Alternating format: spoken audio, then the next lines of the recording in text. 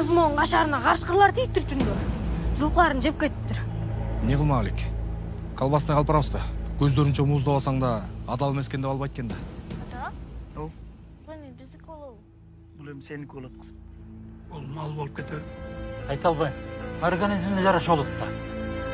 Аякка түскөзчү. Эмилиомдун жөнүн сурап келейинби? Мончок! Ата атым мончок койдум. Бул жөнөкөй ат эмес. Жакында көрөсүң. Ушуга сени чабан дес кылам.